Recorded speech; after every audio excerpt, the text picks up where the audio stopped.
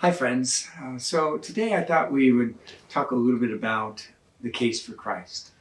By that I mean, today we see many of our family and friends who are not making the case for Christ. Another way of saying it is that they're really struggling in their beliefs with the fact that there's a God, or that Jesus Christ was God, or that they need God, or that they need a relationship with God, or a faith or a Christian community or values or whatever. They see a lot of those things as not necessary and restrictive and made up, and any number of objections that we've all heard. I think we need to do for them and also for ourselves is get back to a case for Christ. So what do I mean by that? Well, I mean two things. In a general way, living our lives as if we're making a case for Christ, for ourselves and for other people, but also more specifically, the book, A Case for Christ, or The Case for Christ. It was written by an atheist and a journalist called Lee Strobel. And what he did is that he was a very convicted atheist, and he wanted to prove that through his journalistic integrity and art, his practice, his journalistic career. He wanted to prove that Christ did not exist and that he certainly wasn't God. So he sets out on this multi-year journey of interviewing a ton of professionals and experts in all kinds of fields of study and science and history and anthropology and art and architecture and you name it. I mean, he looked at this from several different angles.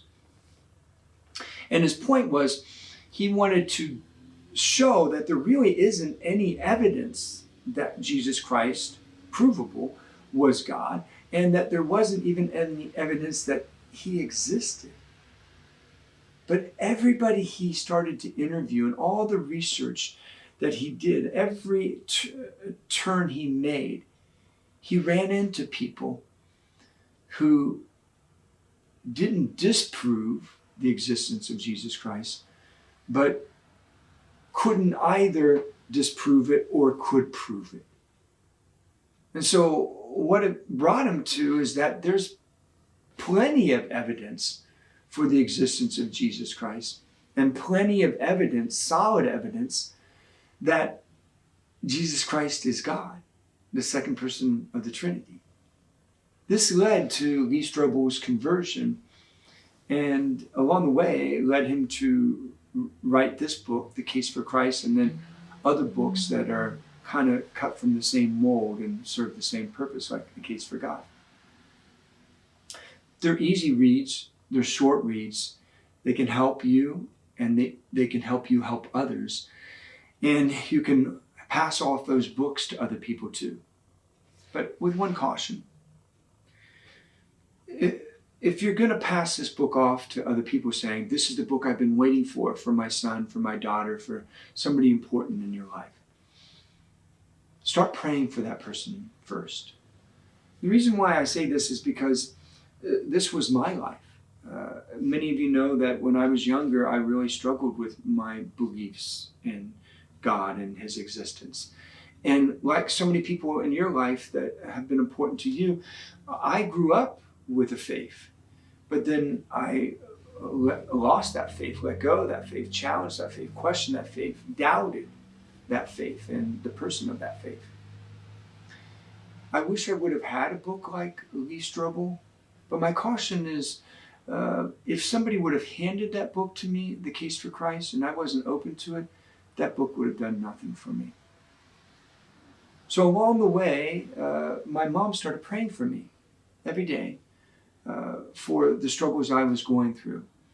And along the way, I found myself in some hot spots, some trouble spots, and guess what I did? I said a little prayer. And those little prayers opened me.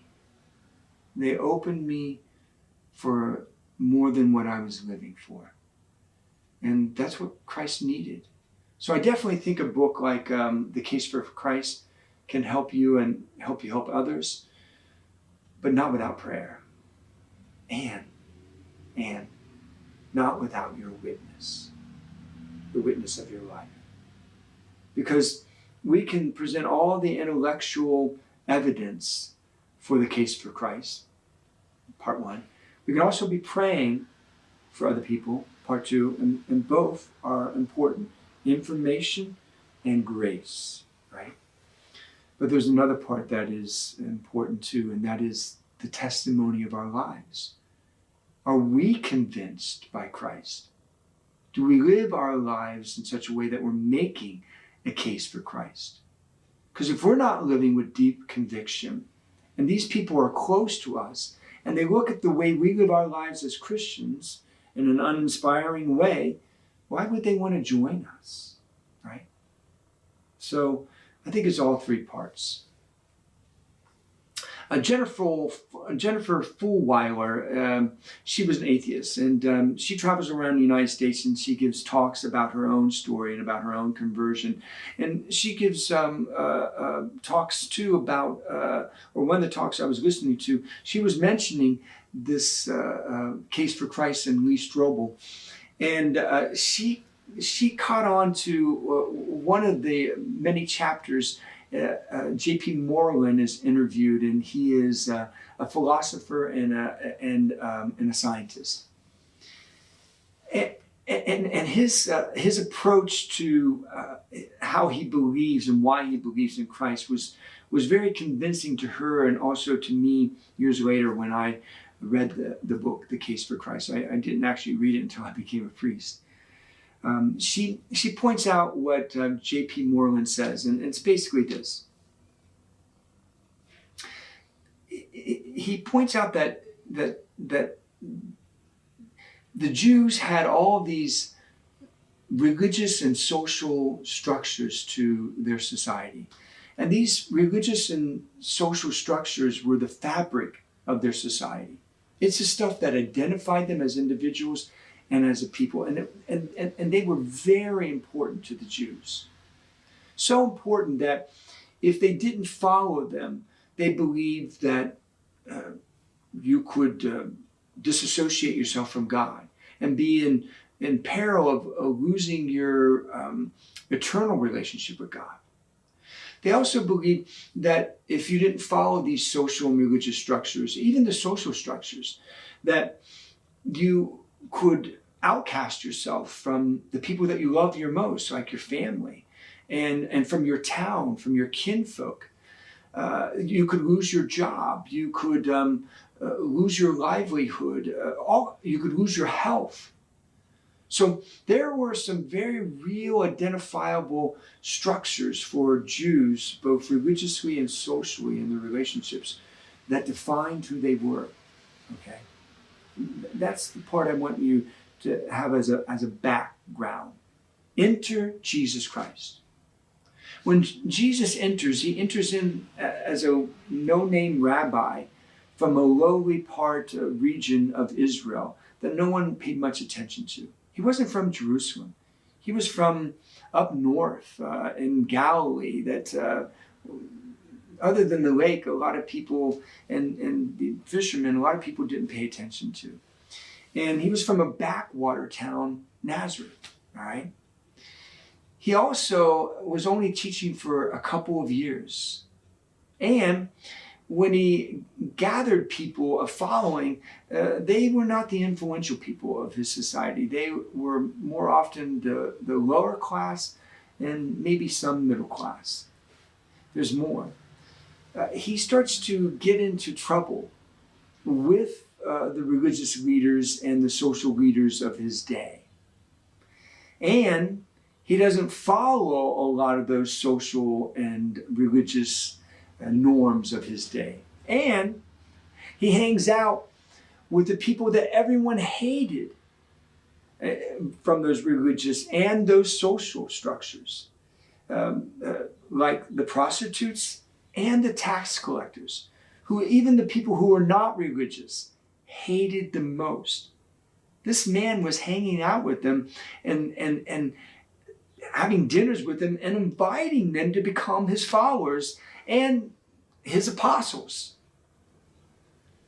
He ends up getting crucified, along with 30,000 other people from that period of his that he was crucified. And from this, a religion is developed. We call it Christianity, specifically Catholic Christianity. A religion develops from this. And pay attention to this. A religion that its first adherents were Jews. And to follow this person, as I just described it, meant that you had to abandon all of the religious and social structures and norms of your day, which would disconnect you from your family and your friends. You could lose your job. You could lose your livelihood. You could be thrown out of your towns. You could not be allowed to continue to worship in the synagogue and in the temple. You could be called an atheist and an outcast, and religious leaders telling you that you're in peril of losing your eternal soul. Your wife walks away from you. Your children won't have a conversation with you. You could be persecuted. You could be tortured. You could be crucified along with the one that you would follow. Now, follow this again. Why would you do that for something that you don't believe in or think is false? Or think maybe it might not be true. It may be made up. Their stories, their myths, their legends. Why would you give all that up? Let me say it another way.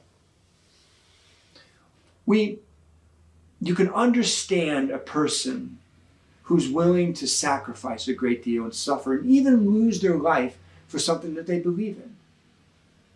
Like believing in a nation, in our values, and willing to go off in war to fight for our freedoms. We have seen that.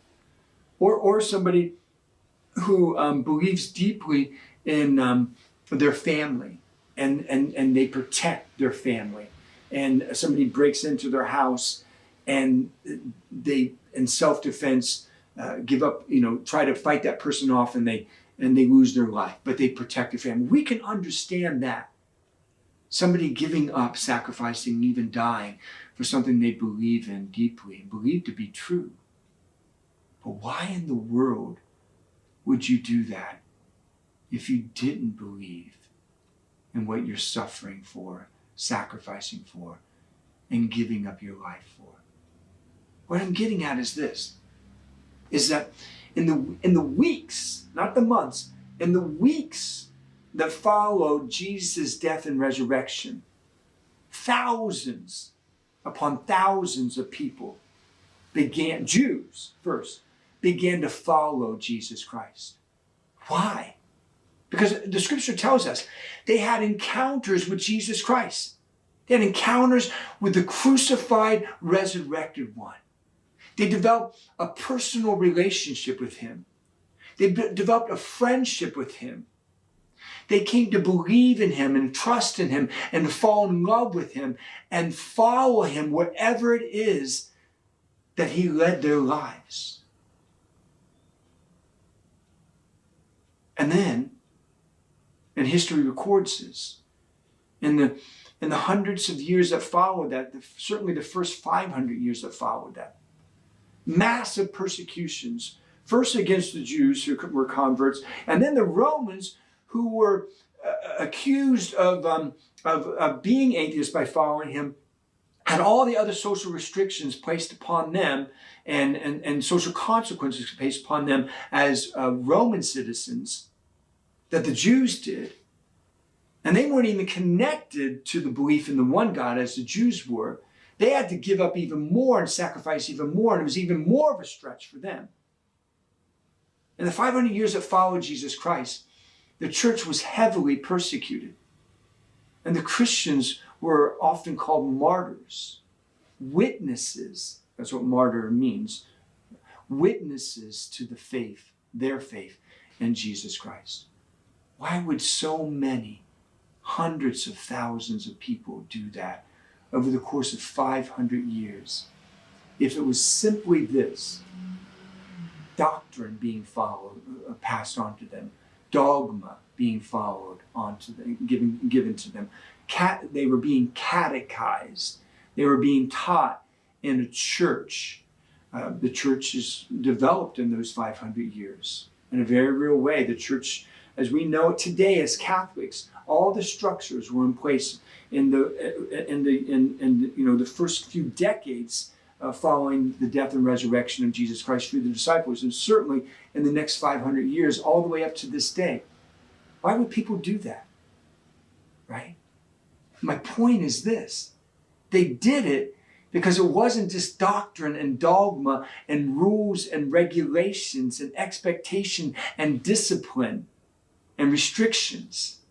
It was a person that they had an encounter with, that they developed a relationship with, that they fell in love with, and that they were willing to give up everything in order to follow. And not just for them to follow, for their children to follow, and their loved ones to follow, and their town folk to follow, and their leaders to follow, and everybody else to follow. Because it wasn't then just them and the ones around them immediately, their core, their sphere of influence. They were willing to go out and proclaim Jesus and witness to Jesus to anyone who would listen to them. Come back to this day in the case for Christ. And what we're experiencing now with so many people that we love who are leaving the faith, who grew up in the faith with us. And we're wondering why. Well, we don't have to wonder why for long. You and I, first of all, many of us who call ourselves Christians have stopped making the case for Christ. For ourselves. We think that following Jesus Christ is a bunch of obligations, and we're fulfilling those obligations because we want to go to heaven. How convincing is that to other people? It's not. And it's not convincing to us, and so we find ourselves in a slow fade, more and more over the years and decades as Christians, not living convicted, inspiring lives because we're not giving ourselves the opportunity to have an encounter with Jesus Christ, to come to know him as a person, not just a doctrine and dogma, a tenet of our faith, but a person who we have a relationship with, a friendship with, who we're in love with, and we're willing to do anything. We're making the center of our lives, and we, like the rose window, put everything else around him, connected and attached to him. And guess what? When we don't live our lives in that way, we're not making the case for the other people who are walking away from the faith. Our own children, our own family, our friends, our brothers and sisters, our classmates, our co-workers. If we're not making the case for Christ ourselves, how are we ever going to make the case for Christ to them?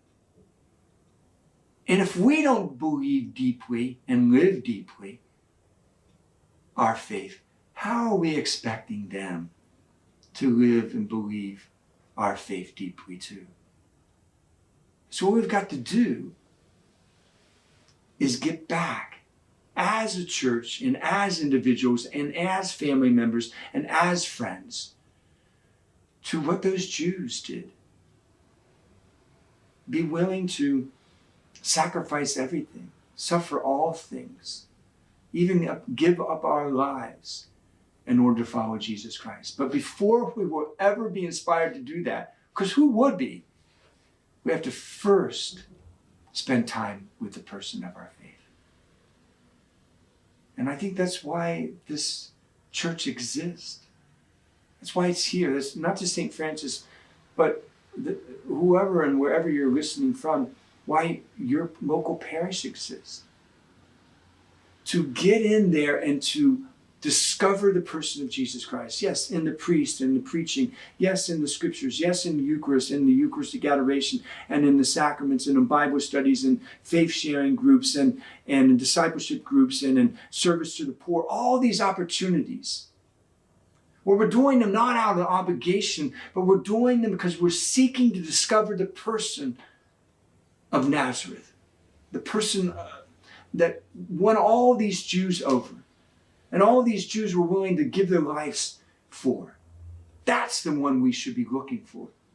And when we find him, then all of the beliefs about him, the doctrines and our dogmas and the tenets of our faith and the disciplines, and yes, the expectations, the lifestyle, not only will that make sense to us, but we won't see it as restrictive. We'll see it as ways in which we become the persons God created us to be.